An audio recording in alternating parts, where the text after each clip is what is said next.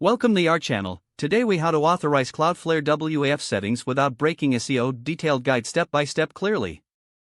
To authorize your Cloudflare WAF settings without breaking SEO, begin by logging into your Cloudflare account. Select the website for which you want to configure the WAF.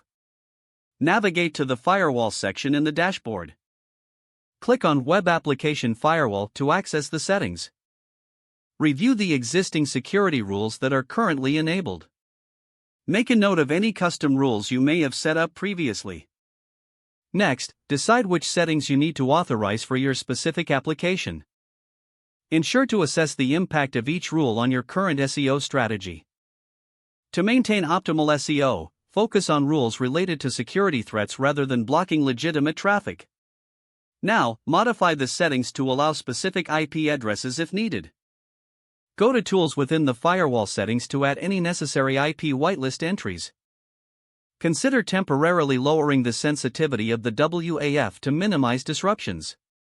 Test the website functionality after adjusting the settings. Use an SEO auditing tool to check for any issues caused by the changes. After confirming that everything is functioning correctly, restore the WAF sensitivity to an optimal level.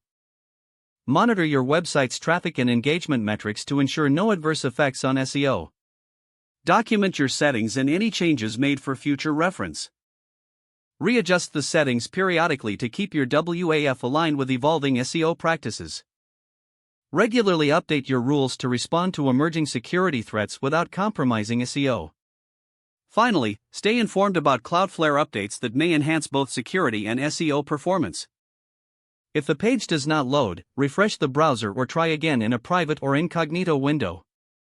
Make sure you are using the correct email address, then retype it carefully to avoid small typos. If your password is not accepted, use the reset option and create a new strong password you can remember. Check your spam folder for verification or security emails, then complete any requested confirmation steps.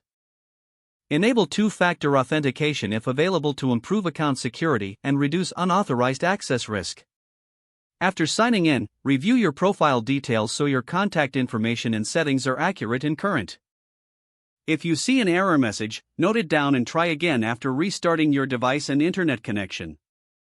Log out when you finish, especially on shared devices, to keep your account and payment information secure.